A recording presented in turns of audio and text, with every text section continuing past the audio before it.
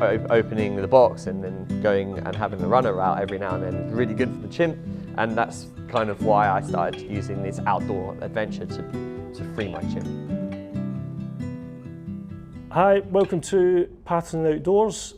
Today I am joined by Isaac Kenyon, who is an adventurer, an eco-adventurer, and we're going to talk to him about all his adventures and a little bit about his background. So, Isaac, welcome. Thank you very much for having me. No problem at all. A lovely hotel in Fort William. Exactly. the Alexandra Hotel has allowed us to have a corner of their lounge to sit and do these chats, so that's cool.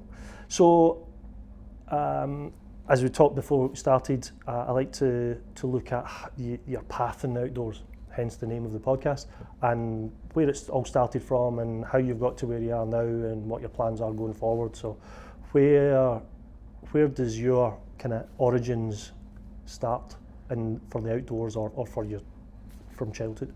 The origins from childhood. Usually it comes a little bit from there. I mean, I was brought up in Luton, a bit of an urban area, very protected, not so nice, everybody, but it's got its merits. But the main thing about that place was, with my family, protect me. I did only things with the family, outside really. They didn't let me go to the parks, they didn't let me, that sort of thing, because it's just so many things happening. So I spent a lot of my time indoors when I was younger, playing games, Pokemon, whatever you name it, those sort of things as a kid. I got to sort of 16 and my dad had taken me, fishing, and I had little trips out. I knew what outdoors was, but I never did it with friends, and really I didn't do it with my cohort. My school wasn't very good, it got closed down, we didn't have Duke of Edinburgh. I didn't know what Duke of Edinburgh was. People were talking about it when I went to sixth form, and I thought, what is this? We never spoke about this in my school, and oh yeah, I'm on gold. I said, I haven't even know what bronze is yet. So this is where I'm from, right? Yep. And it was intriguing to sort of figure out my sort of purpose, what I want to do in life. At that time, I was kind of interested in being a paleontologist. I watched Jurassic Park when I was younger, and I wanted to do geology and things like that. And as you went into sort of geology and that world, it's very much outdoors related. But that was not at high school. That was when I got into sixth form. So from the age of 16 to 18, I started to develop a bit more care for the outdoors, but in a sense of just for my career, I wanted to go in. But still, it wasn't like sporting outdoors. It was more just I need to know what the rocks are. Then it was only in university when I jumped from doing geology and different subjects in A-level to university to do a geoscience degree that I started to really get into the outdoor scene. And then there was people who would be a lot more, I guess, privileged of such, where they had private school trips to ski resorts and and all these great things all the time. And then they would tell me all these stories, and I did some stuff like this with my dad. He took me fishing and he took me places like this, but it wasn't quite on the same level. Ice mountaineering I heard about, and mountaineering was at uni, so I felt like, what is all this stuff? Did you get the opportunity to try that kind of stuff? What was it you were able to try at university? I started Duke of Edinburgh. So late. Because you heard about it. I was about 19, so I found out about it towards the end of sixth form, and then there was a sort of a thing about I was part of the swimming club, because I used to swim all the time. That was the sport I did, and it was all indoors. And I took it all the way to university level. I was doing National League type stuff. I was quite good at swimming. And with swimming, I got into the committee. And with the committee, it was, how do you improve sort of people getting more out of their membership than just swimming. So we're talking connecting and teamwork and team building and learning from each other. And this one guy said, I used to do Duke of Edinburgh coordinator job, sort of a coordinator job, like going in voluntary.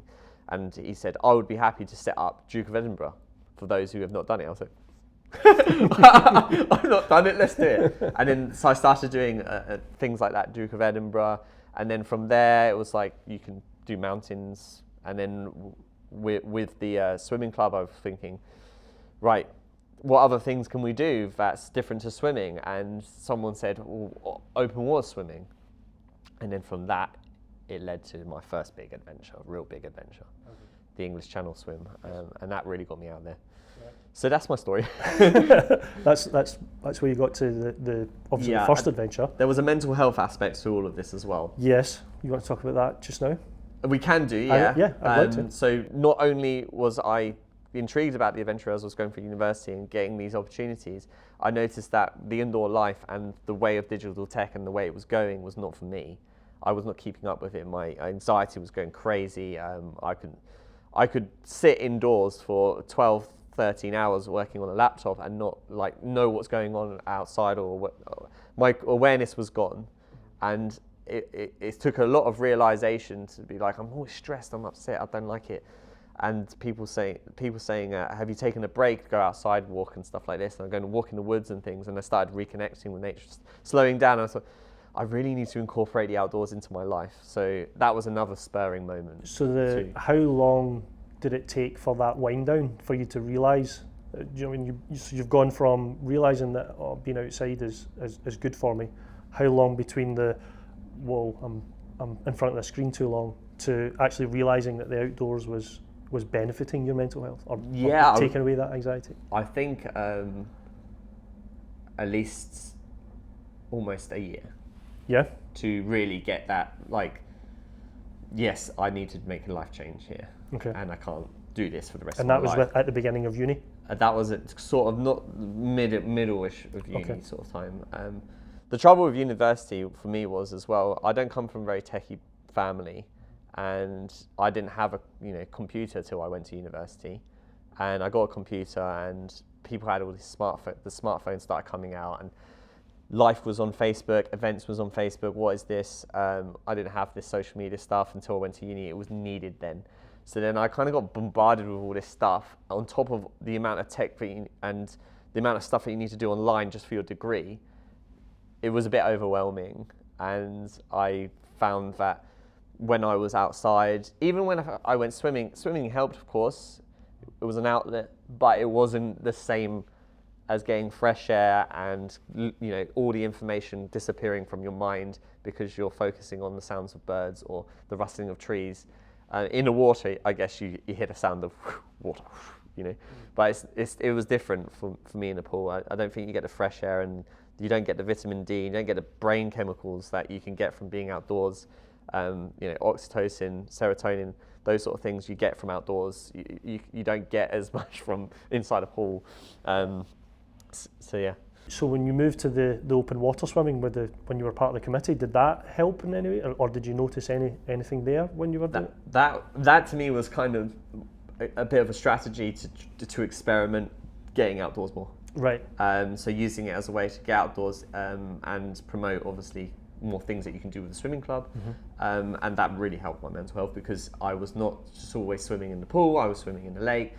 And there's something very meditative about being in all your touch points surrounded by water, and you're just very connected to the natural landscape when you're inside a lake outside. So you've got, above the water, you've got, the wind and the air, and then you've got all of the cold water surrounding your body, and you're being kind of touched by nature in all aspects. It's a complete sensory overload for nature, and I found that really, really, really, really therapeutic.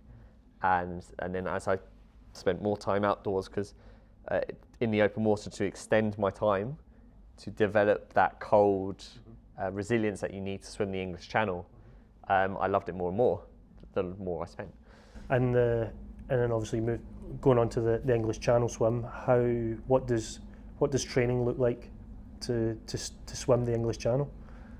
That was a bit of a horror show for when I started. So do not do how I did it. Right. How I started it was... Learn by your mistakes, is that what we're going to do here? Yeah, we're going to learn by my mistakes here. So the first thing I learned was when you sign up to do a challenge, see who has done the challenge, ask them for some advice.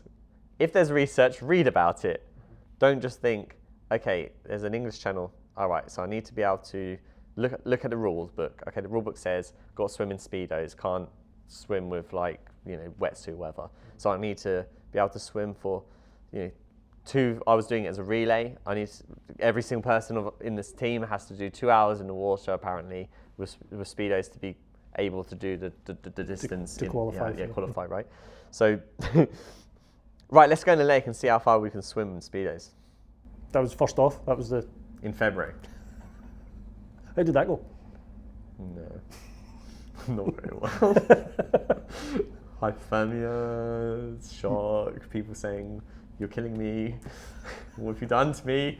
And it was just kind of like, "Oh my god, what have we done?" Like, we're all like literally crawled up on the bank. Some of us like shaking, and then we get warm because we thought smart there. I did bring warm clothes. I thought, we need some warm clothes. But this is how amateur I was back then at outdoors, and I was coming from a city mindset of just do it, like without much research, and I think that is kind of not the way to do it at all. So the first learning is to spend some time researching what you should do and what you shouldn't do, if that's possible. If it's not been done before, then think of what could go wrong. Hypothermia, February. Well, we're still here, so it's all good. Yeah. So how did the challenge go? How did it went really well. Everyone managed to build that cold resilience over time. So that shock really shocked everyone to do research, and we got really prepared. Right. So although it was kind of stupid, it ended up actually galvanizing such a driven spirit within the team to do it. And when you are shocked like that, you don't want that to happen again. No. Your mindset completely changes. I always, like, when I talk to people in the outdoors, a lot of even the most experienced people will have stories of where they've done something extremely stupid that scared them. And from that fear, they're now really good at preparing, and they've got this whole knowledge, know-how, what to do. So we did really well. A couple of us got stung by jellyfish, but you're so cold, you don't really feel it. In our training, we got stung by jellyfish as well, some of us.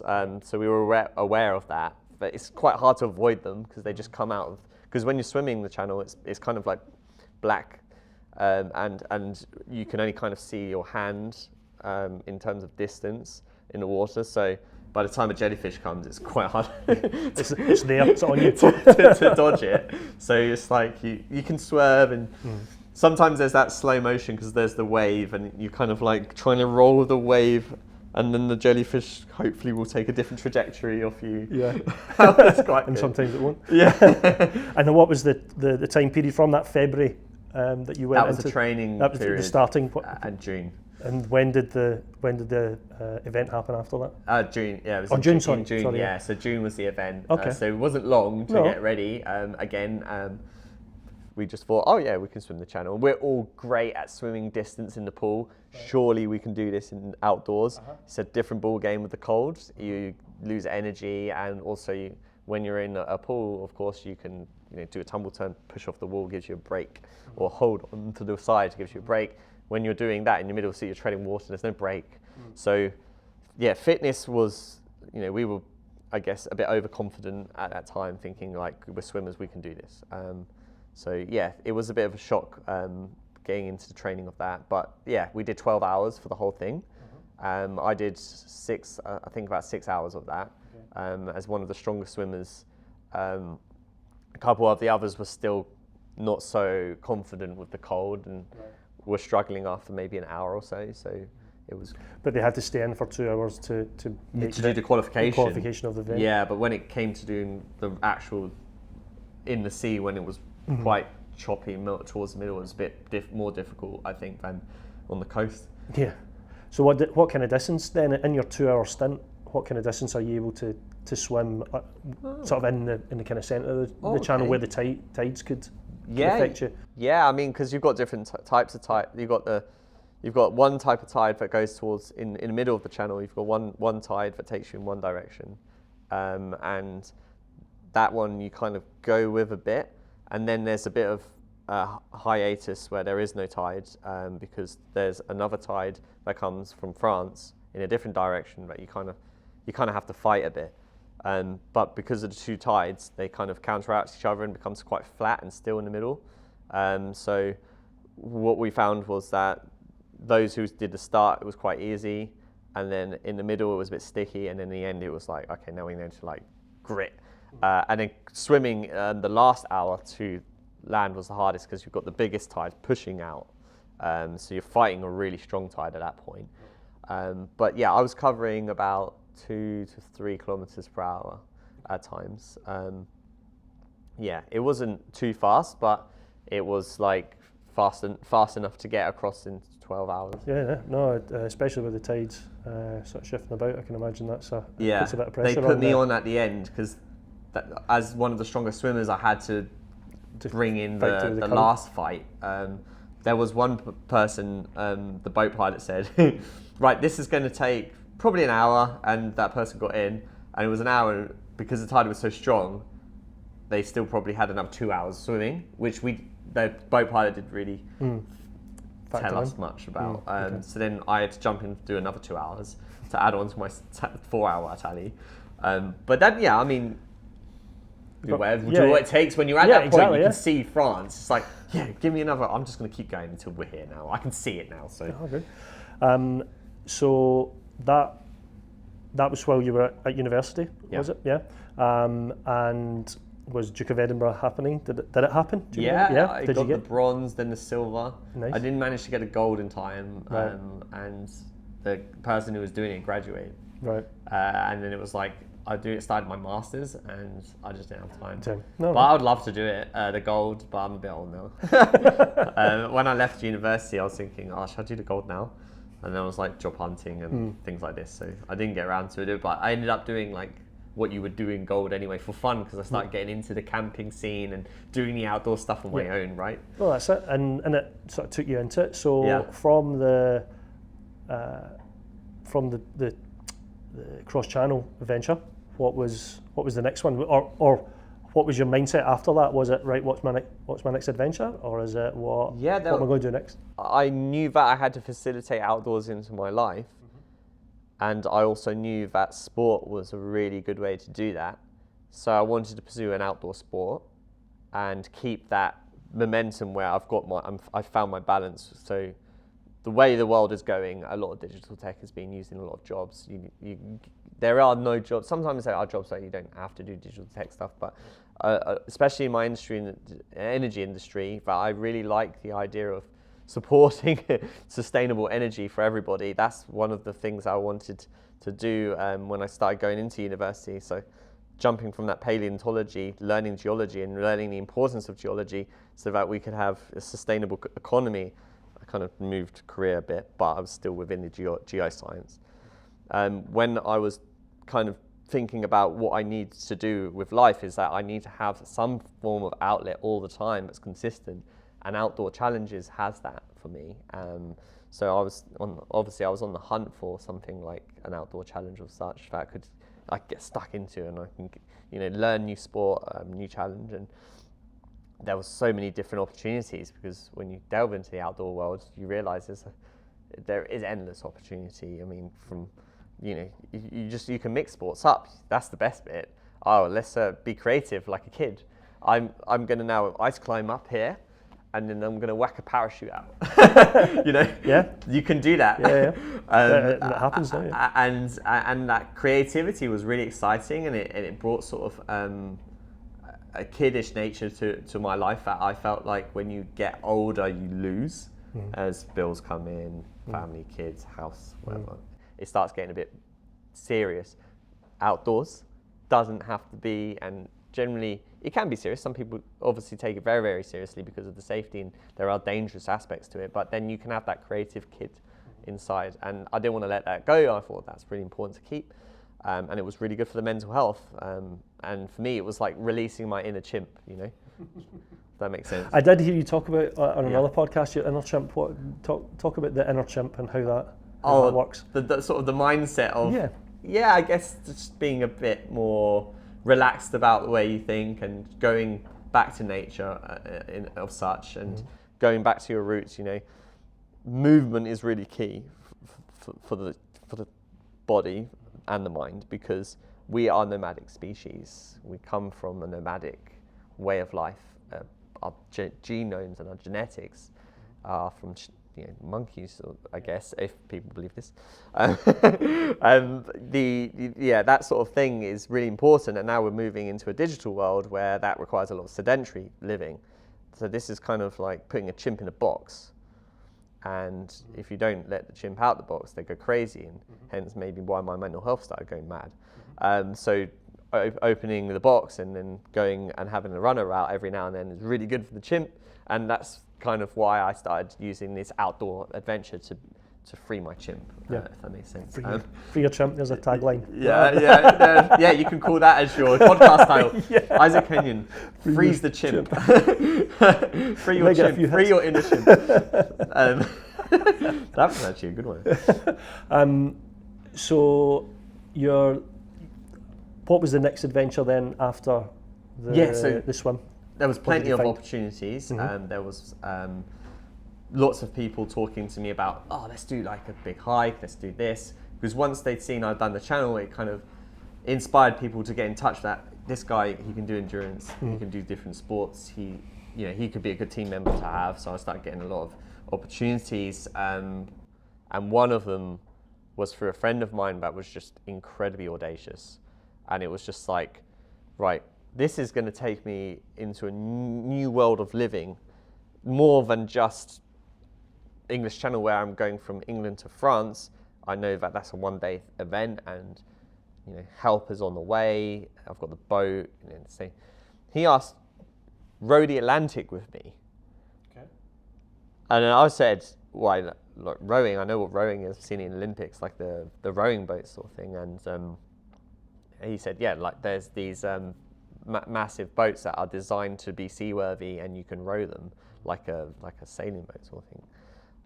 And I was like, okay, cool. So send me this details. And I looked at it and I just thought, that's a whole new world that you're doing, because you're actually detaching yourself from society. You're going out of the way of the normal society into the middle of the ocean. There's a huge element of risk. You can get lost, things can happen, and no one can help you. You're on your own at times. That, for me, was like an experiment to see, how much outdoor time or inner chimp can I muster from that, and what would my life be like if I've experienced life without having society in this way. And long story short, fast forward, that trip was like building a new society. Okay. Completely out the norm, but weirdly, we'd all go and do similar things that you do now in your normal world, delegated teams and but in this little boat. And it was interesting. I just wanted to know, how would we react being so disparate to everyone else and away from everything, and no bills, no this, no having to go to work. I mean, you can row, but you don't have to row. You can just float if you want. Eat. Like, how would we be in this world when there was only four of us in this team, four people? What would it be like? It's like an experiment. And then obviously outdoor time. 40 days out. It was about 40 days just being outdoors and doing stuff out in the sea. So you approached it as a kind of experiment. Yeah, social experiment. Pretty much. That's a bit odd probably to say, but yeah, a bit of like a social experiment. Yeah, social experiment, and like it had the core competencies that I like to do. Is like I like to one, push myself. Two, has to have some outdoory element to it. I guess for the mental and physical health. Mm-hmm. I need to learn as well. That's quite important. Like doing the same thing over and over again can get a bit stale, and this had like ultimate learning opportunities. I come from landlocked Luton, sailing. What's that? I've never done anything like being at sea, and rowing, again, I didn't know anything much about that, and it was just like a whole new world of learning. And then the impact that you can have with drawing attention through the audacity of the challenge, you can transfer that attention to good causes. And that's something I learned in the English Channel, was that when I started doing the English Channel, I'd say, what, are you doing it for charity? And I said, yeah, we're doing it for charity. People throwing money at the charity, and that was really exciting, that you can do an outdoor thing for the good of other people. So then moves a lot of mountains for charities, isn't it? So the build up to that, to the role, what in terms of training and in terms of getting the kit together, I mean, do you just hire a boat like that, or is it what's the is the one parked up, or what's the Lesson 1, research, isn't it? That's what I had to do. Yeah. So I learned from English Channel, boom, let's get straight on the research, let's find out how's this concept come, where did the idea come from, who's it from? Oh, there's a race. Okay, great. Right, let's go into the race, let's figure out why did this race start? Let's go into the depths of what this whole thing is all about. And then from there we met various different people who had done it before, various people who are organisers of the event, and then from there you kind of get a bit of a blueprint together of you need to buy one of these boats that are bespoke made, and there's people who make them now. Before, people used to make their own ones, but now there's actual boat builders designing them and tell you what equipment you need inside them, and there's experts. It's kind of like now this year the Atlantic Row race is like Formula One.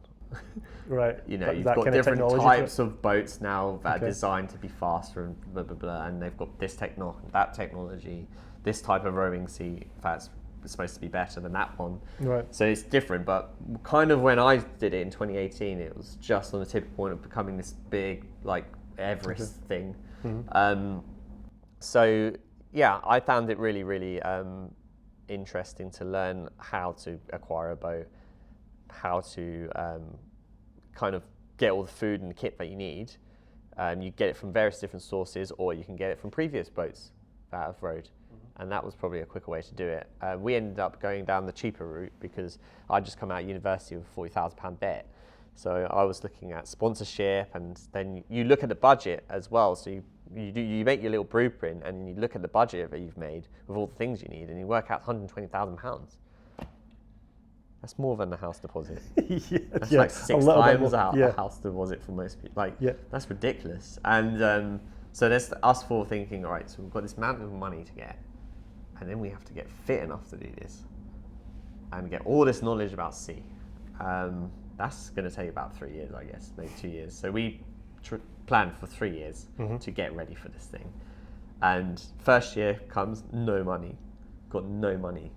No sponsor would sponsor us. Right. Why is that? Because we had no experience of building a company. So we're like door knocking with no brand or anything.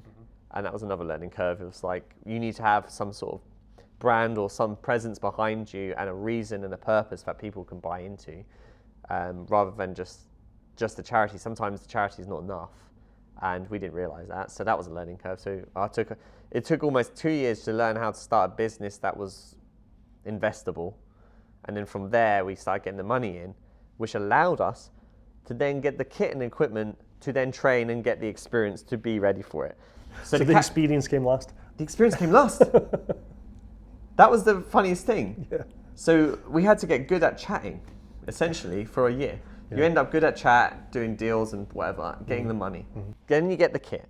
Then you play with the kit and you work out how it all goes. And then you've got that sort of year to build up that fitness. And I mean, we started fitness training before. You were doing that. You can do fitness training whenever. But fitness on an ocean rowing boat is different to fitness on a rowing machine or rowing boat, like a lake rowing boat. It's a different type of fitness altogether. Like, you know, these boats go side to side, the oars are up and down all over the place. Yeah, it's a completely more brutal, you get hit a lot. It's completely different. So experience on the boat was really valuable, and if I could go back again, with now my knowledge, would be like, get that money really fast, so then you can spend 2 years getting ready for the row. Saying that, when we were talking to people doing this row, some people would literally just rock up with no experience. So they would have the money, and then they would go to the race, and this was before the race got strict, and said that you need this sort of amount of hours on the boat. Here's my £30,000. Just an average guy who just said, oh, I'm in the pub, that sounds great, I'll be there in about 2 weeks. Okay, cool. And then just rocked up and learned to row on the boat, learned to do all of the nav by joining yeah, that's for real. Yeah. That's mad. Yeah. That's another level. Yeah. Dangerous was one of the words I'd use for that.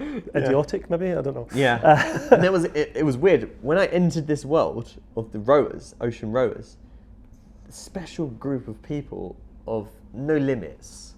Their mindset was like every single person who was going for that ocean had a limitless mindset, like can do anything, and that was really cool to be around those people, go-getters, and it's really motivating to be around people. I was going to say, so you were able to use those people to your advantage in terms of you used the way they lived or the way they... Yeah, you learn from each other, because you all come from different backgrounds where you kind of had a lot of them who don't have their own money to put into the row, generally had to work quite hard to develop these special skills and really be really driven to make it happen. I mean, coming out of university with no job and £40,000 debt to then raise 120,000 in 2 years separate to a job and manage your full-time, you got to have a certain mindset to do that. And there was a lot of people like this coming from various different stories, and it was incredible.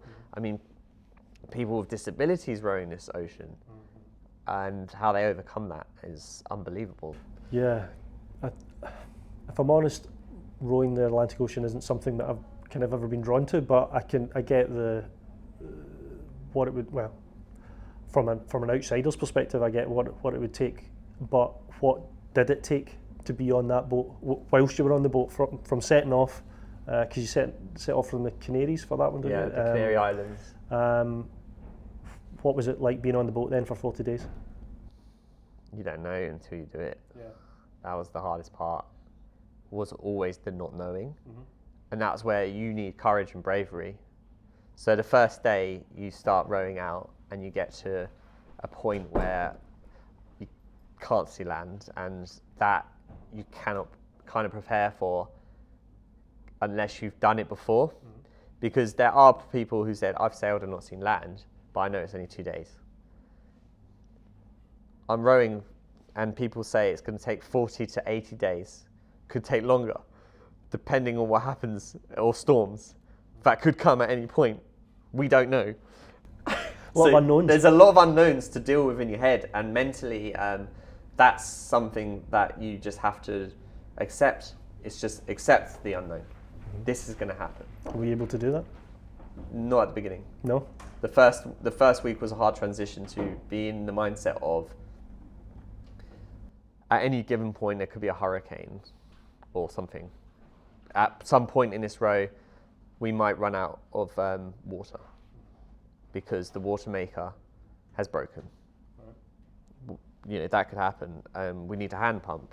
We had a hand pump as plan B. What if that breaks? Okay, so now we need to have a satellite phone call to try and get help, because there's no way we're going to survive out here without water. And then hearing stories that sometimes cargo ships and things might not get to you for about a week and a half. You're dead by then. So that is really hard to deal with in the mind, and it was kind of like a whole week of that playing in your mind on the shifts when you're off shift. So you'd row, and you're rowing, and you're kind of in the mode, and you're quietly just thinking of the things that could go wrong all the time, and just you're thinking of battle plans, like what. Not everyone thinks like this. I mean, this was my own personal experience, but I'm thinking of things that could go wrong, and what can I do in those instances, and how would I react? And like, okay, so what if the battery packs and the power's not working? Okay, I'm going to do this. And I would do that all the time. And do you think that helped? Yeah. Did it? Okay. Yeah, because it was like I had a plan for something. Yeah. You know, it just felt like I've tried my best. And then, c'est la vie. I had to have this mindset of let go. So if, for instance, that didn't work, that plan, I mean, I've tried. I've given it my all. Let's try and think of a plan right there and then, but at the end of the day, you might be on a life raft and just waiting. So what plan did you have to use? What went wrong? Right, weirdly, nothing. No? We were so lucky. So we were having, we had constant communication, sat phone, with these race directors who would check in every now and then, see what's going on. Sometimes they would just check in just to see how you are. Like if nothing's going wrong, they just want to see mentally how you are and how you're coping. You know, so in case they need to get someone out to get you. Some people have the breakdown of the disposition of being out there and stuff like that. We didn't have anything going wrong, but we were hearing on the sat phone and stories of people's things going wrong, and that was quite like anxiety inducing. So we asked them not to tell us anymore about what's going on with other boats, because it was, this is just our thing, right? We're in this boat, let's make it our own bubble. But we were incredibly lucky to have nothing go wrong. And I think that was testament maybe to the way we were thinking before we did our trip, of the focus of preparing for what if this happened, what if that happened, what if this happened. And that might have come, I guess, from learnings, from mistakes, jumping in the cold water lake in February, not doing the research. So I think we over-researced, but it was a good thing. It was benefit to you. So then you mentioned that you all decided that you didn't want to hear. How does that team dynamics work on that boat for 40, in that little bubble for 40 days? That was the hardest part to get ready for. So team dynamics on a boat like that, you mean, this is the furthest you'll be away from someone. This is incredible. 40 days like this. Can you imagine me in 40 days chatting on a podcast?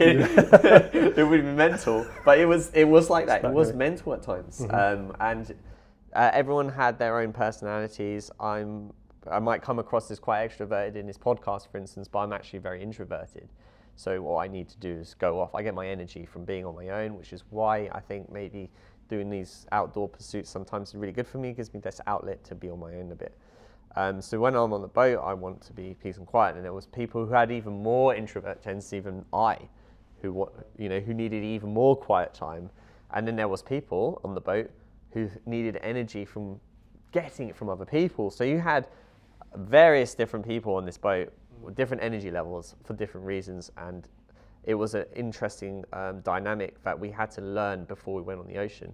So one of the things, the good tips that I did from the research from previous rows was know your team inside out, know everything about them before you go on that boat. And I'm talking deepest, darkest secrets, and like things like what really is so embarrassing and to them that shows weakness. Understand their true weaknesses. Some people will say this is my weakness, but it's not their real weakness. They're hiding it. And some people will say this is my strength, but they actually might not quite understand their strength. So what we did for two or 3 months or 4 months maybe before the row was literally throw ourselves in situations where you're kind of forced to show your strengths and show your weaknesses and put yourself under extreme pressures amongst a group to understand how everyone reacted. And then understanding how everyone reacted, having a sort of a battle plan to make that person feel comfortable if they were having a bit of a mental health crisis, how to react in that sense, what they need. They will tell us, or maybe they won't, but at least you can try and figure out what you can do to help, even if that is just don't talk to them or something like that. Sometimes you have to do that. That happened with one of the guys was like, I just don't want to talk to anyone for a bit. And that's okay. That's what you do. That's really okay. What kind of, when you sound a bit like team building exercises before it, what kind of exercises was it? All outdoors. All outdoors? Mostly hiking, things that we would put ourselves under time pressures as well to see what happens when there's a little bit of pressure. Right, let's go up to this peak, that peak, this peak, that peak. In this time, there's bad weather coming in, putting ourselves in simulating these sort of issues that could come up. Right, no food for the rest of the day. Stuff like this. Hangry, like how could you be without food? Like, mind changes. And those were really important, but also the times when we were on the boat and actually training on the boat, those times where you're spending maybe two days on the boat along the coastline, and then kind of pushing yourselves and working through the process, what it's going to be like, how is it going to be like, so understanding how people react in different circumstances when they're moving around the boat and getting their food, and I like that food and you always eat that food, why are you eating that? That sort of thing, right? So making sure everyone's aware that some people love chocolate or something like this is really important, I think. Even the littlest details on that boat would come out as big issues. Yeah. I once got caught. I was eating a lot. Right? I was eating a hell of a lot. And more than your share? I didn't realise I was eating someone else's snack bag. I thought it was mine. So the heinous crime. It was terrible. Yeah. And it felt like a small thing. It was a huge thing. And just stuff like that, and then hashing it out and just being like, okay, have some of mine for tomorrow. and we'll make up. Like, let's get my next tomorrow snack pack out. You can have it now, and just dealing with it as like gentle or whatever. Like just not having a big argument, but that because you're hungry. You're 25 days in. Someone's eating your favorite chocolate that you look forward to. You've been rowing and thinking of that chocolate for 2 hours in the dark at 4 a.m. and then he's eating your chocolate. I mean, that's a knife. Yeah. So being able to quickly resolve that, I have mine for tomorrow, and then that's it. Deal done. Right?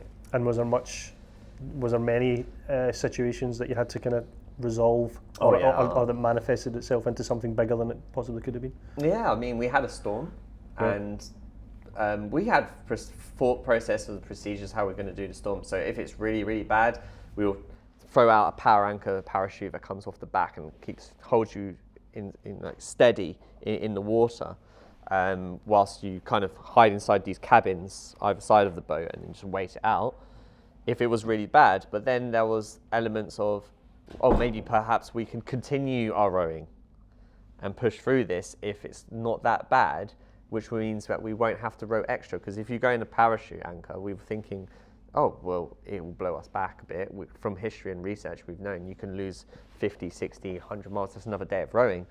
But maybe we could just put 3 people rowing at the same time instead of 2, because usually we row on 2 up. We were doing that. Maybe we put 3 on and then we just row through it, and it means that we can either keep trajectory and saves us rowing like an extra day, which would add, that's a whole another day of rowing. That's hard. So it was kind of having discussions about how does everyone feel that this storm is going. Can everyone keep rowing? Should we go 3 up because it looks like it's building, or should we get the power anchor out? And having these discussions and playing around with the weather system a bit on the team dynamics, and some people saying, I think we should get the parachute anchor. Some people saying, no, I think we should push up. And then what we tend to have done beforehand is we had like a bit of a vote.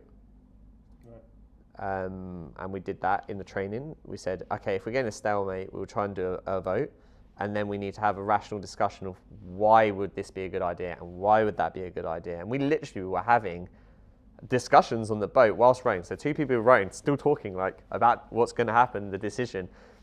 3 hours we'll be talking about the benefits, the pros, cons, and then eventually there was a little whiteboard and we would write points. Like it was like being. I think this is probably a unique thing to our boat.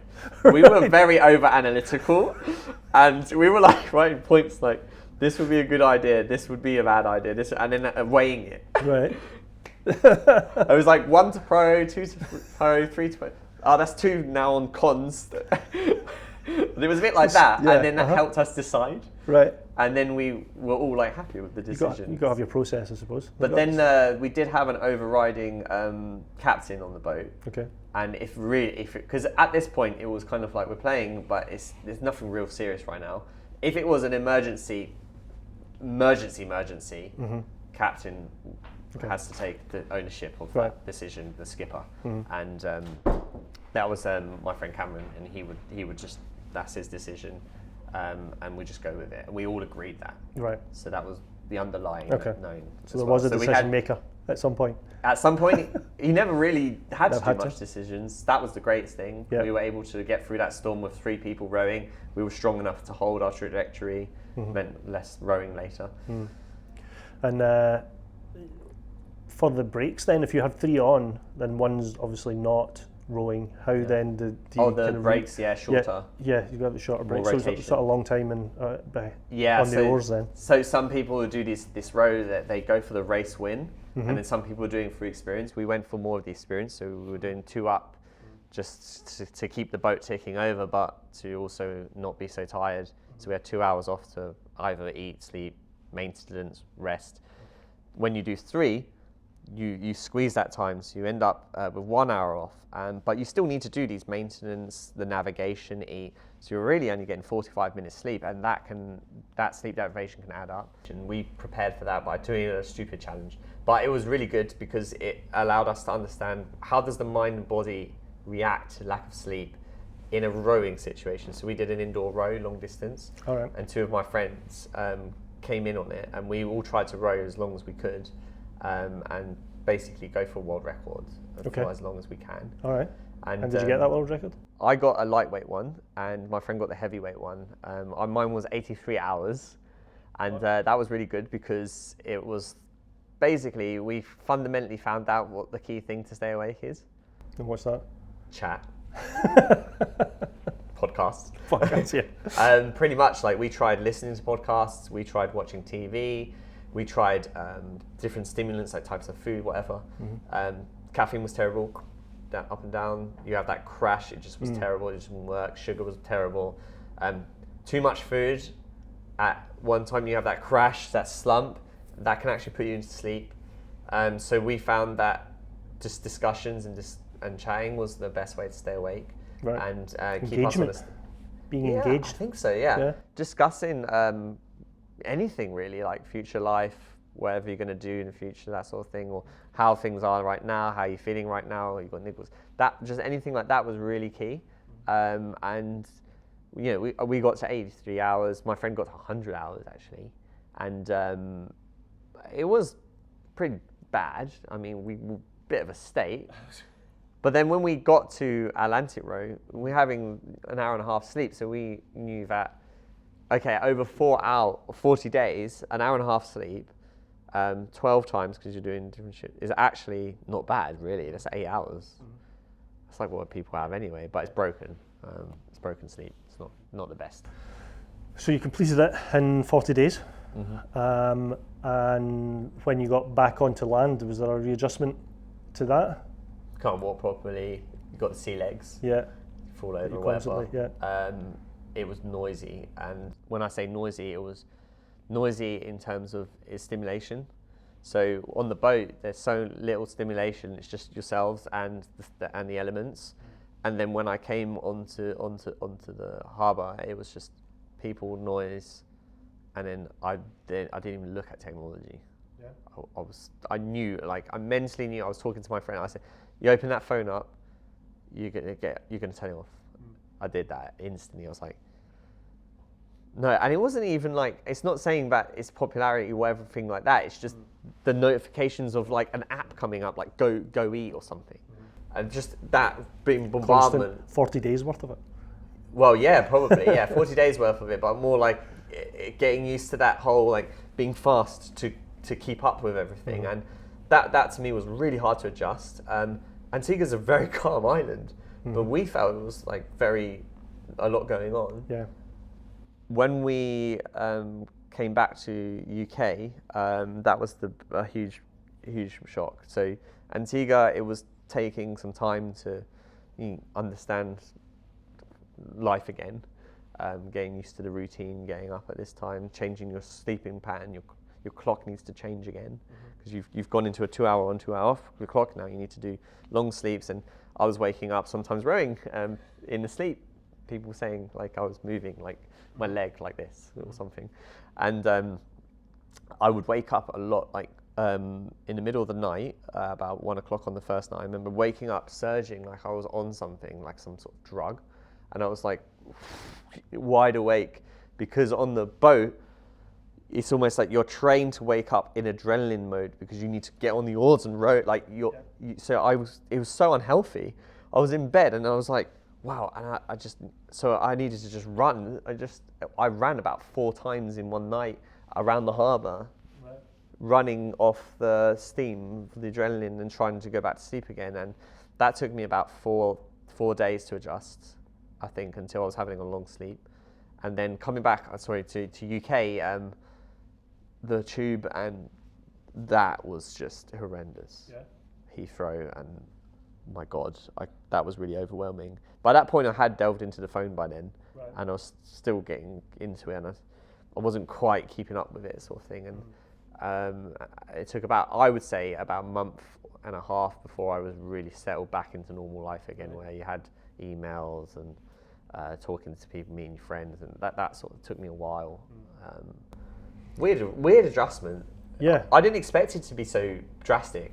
I didn't expect you to say that it had been 6 weeks or a month and a half. I didn't expect it to be that long. To be fully back. Fully adjust back. That's some people haven't. Yeah. Even now. Yeah, some people don't. Yeah. They want to go on the ocean again. I know people who are like always on the ocean now, like trying to row all the time. Just to get away? Just running away from society. And it's like hard to get back into society, because when we were on that boat, as I said earlier, you build your own world. Yeah. And you're out there for so long, you start liking this new world, you have less pressures, less stresses, whatever, and then you kind of come back and layers start getting added onto you, and some people just don't want it, so they try and run away again. So how long after that was there another challenge? It feels like you've gone from one challenge to the next. Yeah, because delving in deeper, when I was on that ocean rowing boat, you have so much time in your mind to think about what you want to do. Okay. And what you want to. So you're already plotting the next. You're plotting so much. I plotted about 15 adventures, and anything that came to mind was like genius, and I wrote it down in this logbook I had. Right. It's like, oh, that's great. Like, let's do this, let's do that. And then I would have like DMCs with myself, deep meaningful conversations in my mind, thinking. DMCs, I've never heard it called a DMC, but yeah, I get it. Deep meaning, yeah, DMCs, cool, yeah. DMC. I'm thinking about the importance in my life, what I cared for, what are the major things. I was trying to be quite philosophical when I was rowing. What do I actually care about? What are the key things that to make me tick? And I was trying to figure out my life from mental health perspective, and getting into the outdoors and why it was really important for me in the mental health aspect. It was, I guess, that love of nature and that need and that attachment for nature is everything. And then when I was on that boat, I was like, I just need to do something back to give back to this thing to save me, which is what I am. I am nature. Why am I talking like it saved me? And this is the problem. We're built almost in a world where we are detached from what nature is. It's like humans versus nature. And so whatever I do next, I want to be coexist and part of it. So I started devising like ways of doing that. How can I promote the protection of the thing that protects me? Weirdly, people don't think of it that way. They think of it like nature is protecting biodiversity, the CO2 emission, that it's protecting you as well. Like, it's not just... Yeah, it's allowing you to live, allowing you to... Yeah, allowing us to live, and we should protect it to protect us. We're all connected, and what I wanted to do after the row was something that would help protect and raise awareness of basically supporting the support network that supports everyone. And that's nature, and went on to sort of plan an adventure that would be more environmental. And so, coming from a mental health perspective, the environment is the root of my mental health drive of raising awareness for mental health. It's like the outdoors has given me the freedom to think, and then that has helped me to reevaluate my thoughts. For someone who has anxiety, that's really allowed me to improve my mental health. This can do this for others. So let's try and protect what can be a cure for people from our own societal norms that we've put on ourselves.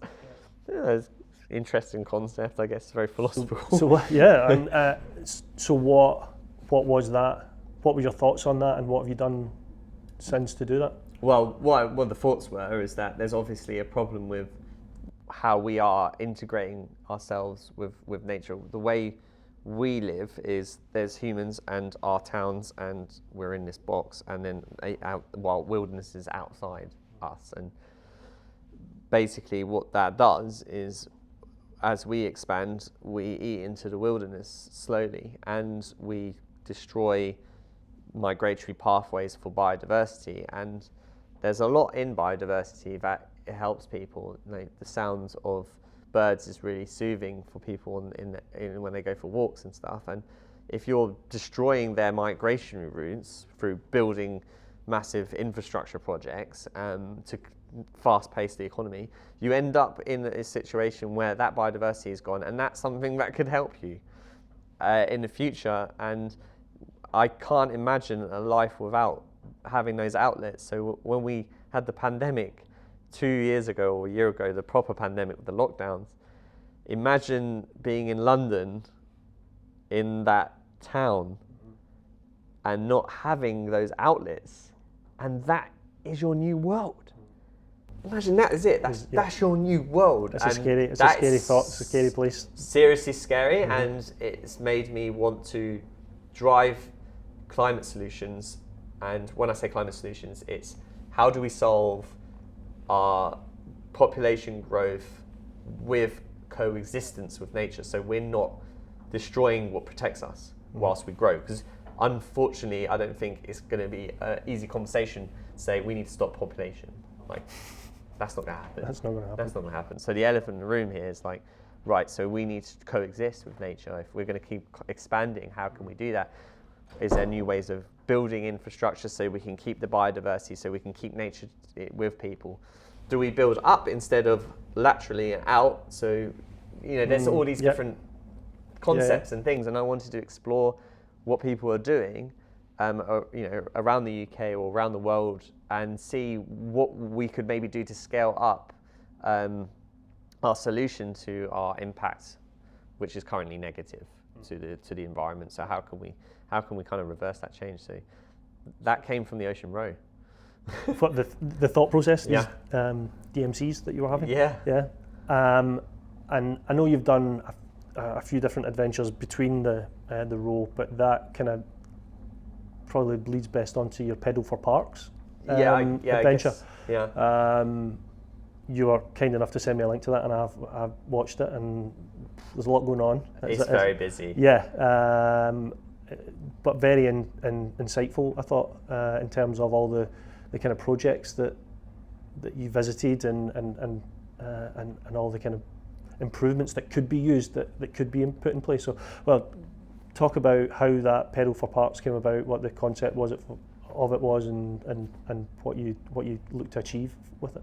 I guess it came from those core values, like outdoor learning, helping, that sort of thing. So the outdoor element was the cycle, and A to B was learning by exploring the UK and exploring different climate solutions projects, and then helping, highlighting, and showing what can be done, what people can invest in, what people can join, volunteer in, to make a positive impact on the environment, which will then help everybody, not just on a mental health standpoint or physical health standpoint, but in a spiritual sense as well, having that nature preserved and protected and scaled up, because at the minute we're scaling it down. Let's try, I think, and scale it up or keep it at a maintained level. So that whole film was all about showing all of these climate solutions and providing hope. If you talk to kids nowadays and you ask them, some of them, especially ones in towns, what do they look forward to with the climate change debate? They think we're all going to die. Yeah. Because of the news and the media, it's all negative. And I thought with my teammates that let's try and shine the positive light and show the future generations, no, there is something we can do about this. There is hope. We can build infrastructure in a different way. We can treat our national parks in a different sense. I mean, simple things like leaving no trace might not seem like a big deal, but collectively it is, because you're reducing the pollution in these spaces, which then can kill off biodiversity, kill off even plants as well. And you moved down from the north? Yeah, we started up in Orkney.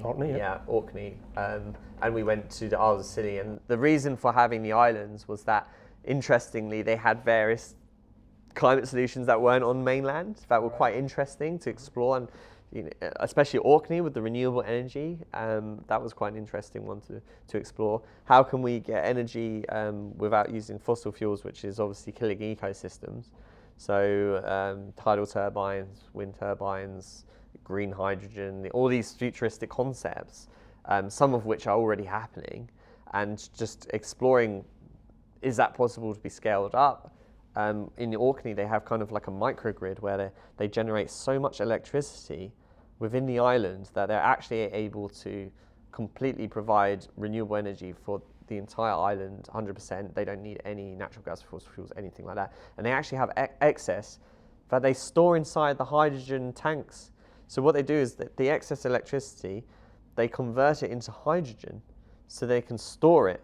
In the times where they have maybe less wind turning, they can then tap into the hydrogen. So it's always 100%. And even on top of that, they make so much energy up there that they're able to even export that into our national grid on mainland. can we take that sort of microgrid sustainability way of living into mainland UK and across the country? Can we make these little microgrids where we're not so reliant on moving fossil fuels and things like that? And can we have these hydrogen storage tanks in different places so that when we generate excess, we can capture it and then tap into it later? That was really interesting. Can we? Yeah, it's possible, I think. Right. I think it's possible to scale hydrogen across the economy. We have pipelines from oil and gas. You just convert some of them, or even maybe have to repurpose them a little bit to carry hydrogen, and that's possible. We have the infrastructure to do it. I come from an energy industry background, so it's possible to do it, and there's a lot of investment in there. The trouble with hydrogen at the minute is that it has to be generated from electrolysis, the process of seawater being broken up into hydrogen atoms and oxygen. You break it up, and that needs electricity to do that, and that comes from a renewable source. So you've got wind, tidal, geothermal, these sort of sources. Even nuclear has been experimented to generate hydrogen. So you need to have that supply chain to produce the hydrogen, but when the hydrogen is made, it can be stored like oil and gas can be.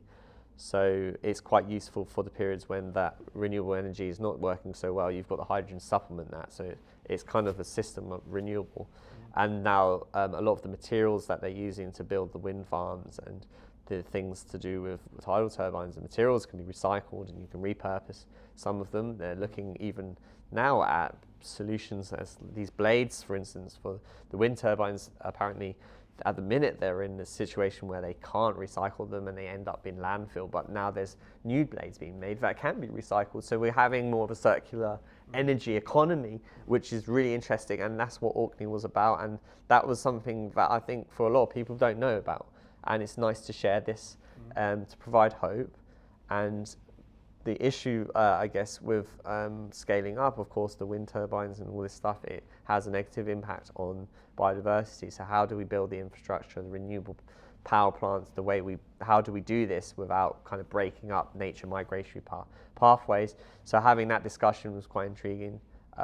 There are probably ways to do it that I think would be quite difficult to do in a country like the UK, because it's not a lot of landmass. So a lot of the energy and these wind farms going to sea because there's a lot of sea mass, and slightly less environmental impact in the sense that they float on the top of the sea rather than they're like built into the seabed. So there are a lot of floating wind turbines that are being spoken about, and some of which are being built and tested out at the minute. So that Orkney was quite fascinating just for that, and the reason why we were able to do it in part of the journey, we put a water bike section. I did want to talk about that. Yeah, it was an interesting crossing. So how did that? Where did they come from? Like, did you know about them before? Well, here you go. Ocean rowing community is full of nutty people who do all these wacky ideas. And one of my friends there, he was like cycling on one of these in Monaco when it was being launched. This water bike concept. Okay. And I saw a video of that, and I thought, that could be a cool way to connect the islands, because we were thinking that I knew from the energy industry background that Orkney would be a good topic. How can we get to Orkney in a more sustainable way, or like how can we do it that's not using the ferry or reducing ferry emissions, and how can we add adventure to it as well to make it exciting? And the water bike was like, oh, that's a great one.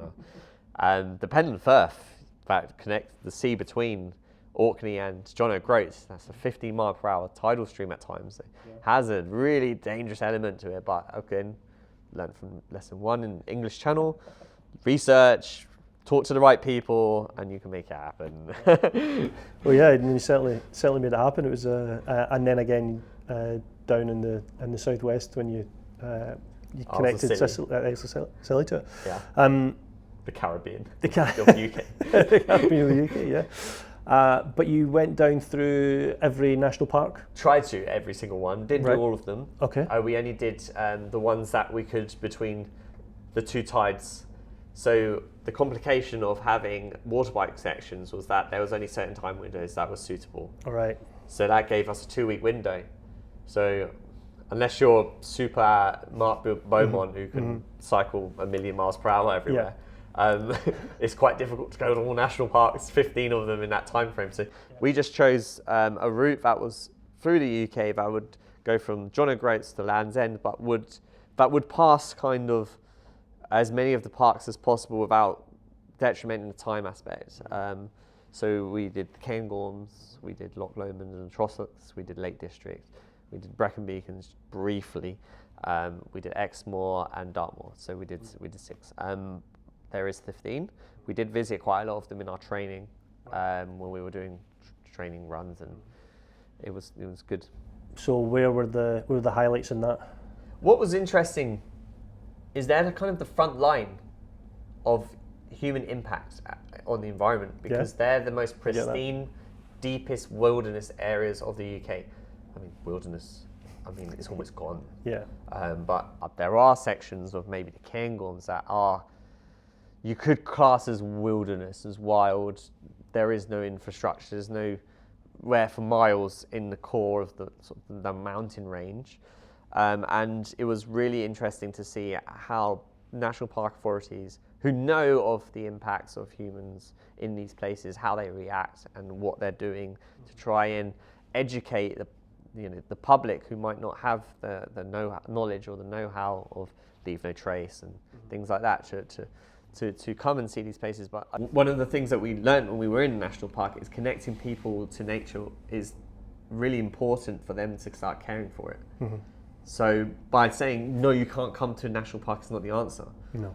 Because then they don't care for it, because they don't know why it's good. So they try to educate people on the importance of the national park and why it's important for not just themselves, but the ecology and biodiversity, and why Leave No Trace is really important. And then they're very smart with the way they build their tourist destinations. They build the infrastructure in localized zones so that not all of the national park is impacted by human activity. And I think in Lake District it was pretty hard to do that because it's pretty much already been infrastructured. It's kind of settlements throughout, isn't it? Yeah, but in places like Cairngorms and Scotland, it was really good to see that they are very aware not to build in as much. So yeah, that finding that balance and then understanding how nature-based solutions, such as growing trees and restoring bog, is important for flood mitigation, carbon capture storage, biodiversity, and those sort of things that they're doing at the minute is really interesting. It's the first time they've been able to put a currency on nature in the last few years and actually get businesses to invest in nature and actually make a profit from the investments. Okay. So there's our charity that we did work with has actually figured out a way to drive economic benefit from restoring nature, and that's a game changer. Well, yeah, that's going to be very popular for the industrialists, I suppose, that we think tend to run the decision-making process in the government. So yeah, that could, like you say, that is a game changer. Could make a big difference. I was really happy to hear that. Yeah. I was a little bit sad that it has to come down to money, and it couldn't be just a mindset thing. Yeah. But if it has to come down to money and that's the way to do it, it's a solution. Yeah. And let's go down that route and see how it goes. One of the other things that we tried to do in our film was discuss about behaviour change and things that you can do in your life to kind of improve. Like, we mentioned how we made our adventure as eco as possible. We carbon offsetted it where we couldn't offset emissions. We had recyclable clothing from different kit sponsors, brand sponsors. We had sort of sustainable swap outs of things. So toilet paper made from bamboo, bamboo toothbrushes, bamboo. It might seem like greenwashy type stuff for an adventure, but it makes the awareness piece come out. Yeah. And I think it's important to see what you can do to be more environmentally friendly with what you're doing in your ventures, and that's what we were trying to achieve. I think there's a lot of that now on even from events being organised, and I think about travel a lot now when I'm thinking about going to do something. Like if I want to go to the Alps, well, I need to fly. That's a negative impact. Well, how do we balance that? Well, am I going to use the train? Well, it's going to take longer, but it's a lesser impact? Do I go for longer? Do I try and connect it with something else? So it's certainly something I think about, and I think a lot of people in the outdoor industry think about. Yeah. I don't know if it's in every industry yet, though. It's not in every industry yet, because they might not be so connected with nature. Yes. And maybe through these programs that the national parks and people are trying to connect the businesses with nature, economic benefit, come volunteer, come connect. Yes. And hopefully they'll come in. And it was shown at COP26, which was just down the road in our Glasgow. film was, yeah. Our Film was shown there. Yeah. That was amazing. Yeah, definitely. And did you get, at the time, a lot of feedback from the delegates who were delegates? there? Yeah. A lot of the feedback was, we need more of this. Mm-hmm. We need more of grassroots, what's going on the ground, what the people are doing. Mm-hmm. Everything in that COP was high level policy and X amount of millions being spent on that. Mm-hmm. But what are the people doing, and how are the communities actually living? Mm-hmm. How is society? And I think the film was quite good in revealing that a bit. I think the one thing I took away from it was, obviously there was adventure in it, but within the film there was a lot of the initiatives that you went to talk to, and but at the end there was still like another, I don't know how many there was, because it just kept another initiative, and there was just all these, which was very promising. There was obviously so many initiatives that you couldn't fit it into the film because 26. It was, yeah. So yeah, it was very sort of heartwarming, I suppose, initially, because you think, wow, somebody's doing something that's great, and there's lot of good progressive stuff going on that's going to benefit nature and outdoors. They just don't get heard. Yes. And that was what we tried to do with the film. That's the whole platform for the film, Pedal Parts. That's what we want to do. Yeah. We're going to do more of it. Yeah. Well, before we go on to the more part, obviously your day job, as it were, talk about your day job and how that integrates into it. Yeah, so originally I was going into the energy industry from a geoscience background, so getting involved with the resources, and I didn't really want to be too involved in the oil and gas industry. That's an obvious route when you go in through geology and geoscience. Yep. There are environmental sort of jobs, and I wasn't getting anything. I just wasn't getting a job. Then one of the things that I found was really interesting in the research that I've been doing over the course of 3 or 4 years or so in energy industry, I love researching it and finding out what people are doing and driving engagement into certain areas. And so I wanted to go down sort of the data route, working with energy industry data and being an analyst of this is the activity that's going on in the energy industry, and understanding what is happening where, who's doing what, and when, and why.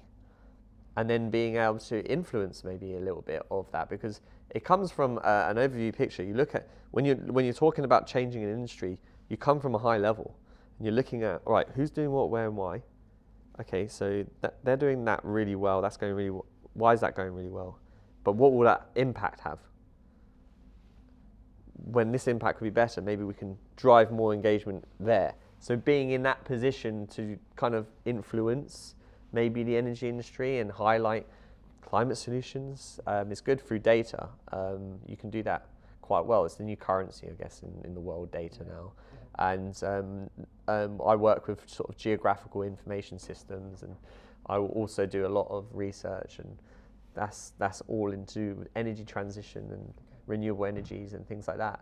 And in your workplace, or in your sort of work world, can you see benefits coming, or do you see it now? What's the... Yeah, I mean, the people that we're working with at times are the ones that people hate, like in the environmental world. So we've worked with some of the, they call themselves oil companies or energy companies, but we're working to highlight the sort of big investments that they can do to sort of make a big positive change as well. Like, did you know in Aberdeen they're doing this energy hub where they're trying to promote more hydrogen? This is a project you can really get involved in with your billions, and that sort of thing. And through our intelligence, they can see what they can get involved in, and you can invest in it. Yeah. So that's one way.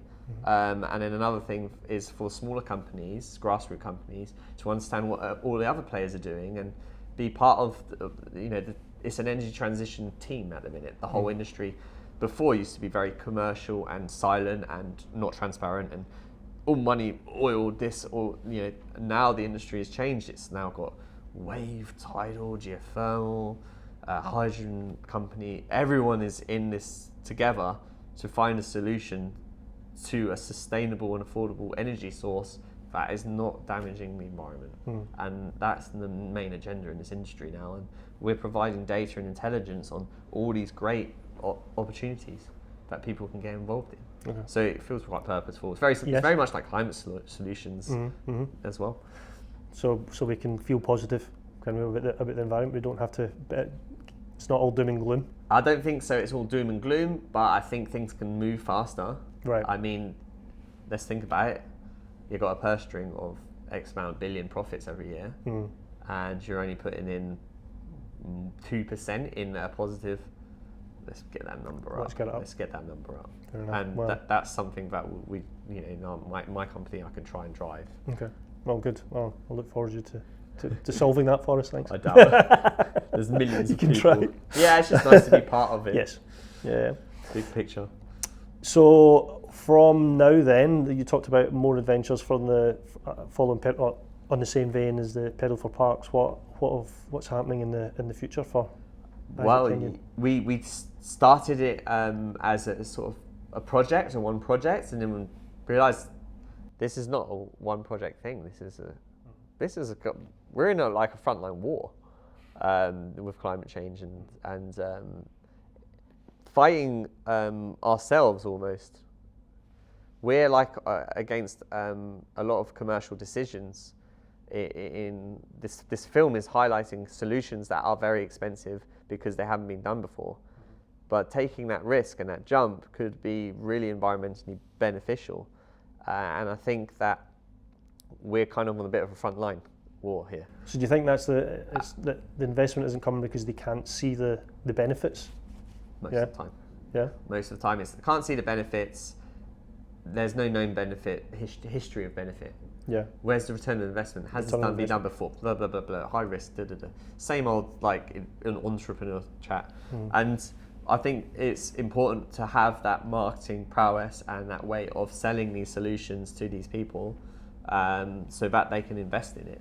I think the better you are at that, the more likely there are to be taken on board. So Climate Explorers is, we've created a community interest company. So Climate Explorers is what it is now. We were Pedal for Parks, we've moved to Climate Explorers. Nice name, exploring the climate, exploring through adventure. And we're using adventure as a way of showing the journey of connecting the dots of such. It's a nice way to do it, and people like to follow the journey, and you see this solution, that solution. It's quite nice story. And what we want to achieve out of it is basically to drive investment into climate solutions that could have a positive impact on the planet, and that's the main objective, and that's never going to change until we're there, which we're not. No, so we've got a long way to go. It's a bit of time to go, I reckon. Yeah. So what kind of events and things are you doing as part of Climate Explorers then? What's involved in that? So I think the medium of film is very good at storytelling, blogging, social media, raising awareness like this. But one of the things that we really would like to do is create international teams where there's people in different countries exploring climate solutions for themselves and then creating content. And the more content that we can create, it's kind of like media noise, and it gets into the public eye. People don't really understand something until they see it, and one way of seeing it is through film and media. So if we can scale what we're doing across the world with different teams, like from here's the Guatemala team showing the climate solutions there, and people invest. Potentially mutual learnings for other areas of the world. That's a really bang point there. What are people doing elsewhere that could come here, and what are we doing here that can go there? Swapsies. Yeah. I mean, that awareness is really good. So we're like a bridge. We're trying to be a bridge. Okay. and you can see it creating some interest. Are you seeing the sort of yeah, well, we started on a smaller scale with some of the companies meeting each other and realizing that they can work together, because the companies that we've been talking to, oh, by the way, we spoke to this company, and we've been able to connect the dots a bit. That's been really good. I mean, that's quite small scale, but with enough of that happening, we can really make a difference there. And I think people watching the film, they might see a climate solution, and I haven't for one actually heard someone say, I've got like some business out of this yet. Right. Of such, like one of the climate solutions that were on the film, I haven't heard someone go, through your film, someone has come up to me and said they want to invest X amount of money yet, but it's the start. You know, it's only one film, we'll try and do more. Do more and raise the awareness. I think I saw on your social media that you've got some rowing machines. What's happening with them? It's slightly off piece here now. Okay. So so I've got a family member who's autistic and has really struggled in the pandemic, and another one of my friends, his family member also has autism, really struggled in the pandemic and wanted to do some sort of like challenge that's quite hard. My friend said, oh, you did the rowing challenge last time, can we do that again? And I was like, yeah, okay. So we've basically gone in to do the rowing challenge again, like a long distance row on the rowing machine, and then try and just raise awareness in the community about autism.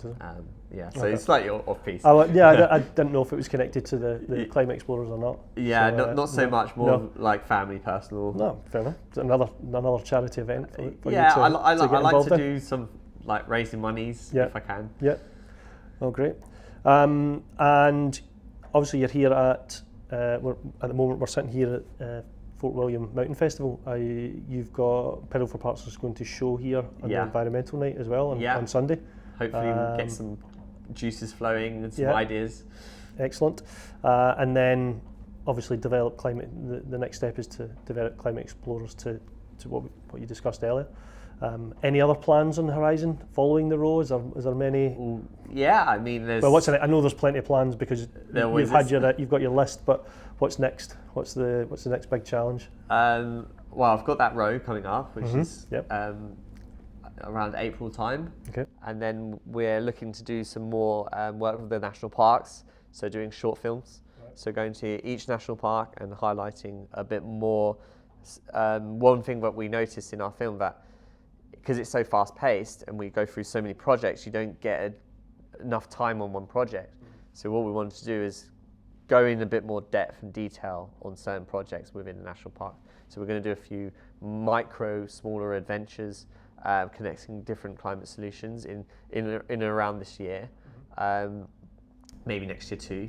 And on a big scale, I've got a few big plans. Okay. Any you're allowed to talk about? Or you can talk I love swimming, right? And I'd really like to do some of the big swims in the world. There's a challenge called 7 Oceans, right? And it's like you swim the English Channel, but it's that equivalent all over the world. And then there's also another aspect of this challenge that I'd like to do, something that I can't research and I've not done before. Okay. So a swim that's not been done before in an environment that I've not been to before, because I want to be able to challenge myself in a situation where I cannot research. Right, I was going to ask you. Because I've done a lot of research and that sort of thing. It would be quite interesting to see what can I do here when I don't have the cards almost. Right. Well, we'll look forward to hearing more about that. I think it sounds like an interesting one, especially if you can't research it, because it sounds like that's quite key to all your adventures now. It has been a little bit to do with research. I love all that. Take you out your comfort zone a little bit. A bit academic stuff, I like that. But this one is definitely going to pick up. So totally. Brilliant. Isaac, thank you very much for your time. I know you've done a lot of podcasts, but I've really enjoyed sitting down with you and listen to the story. Right. Yeah, I love this one and I love this festival. Yeah, that's brilliant. It's been really intimate. It's a closer festival. Yeah, excellent. Well, thanks very much for your time, and we'll definitely catch up with you again.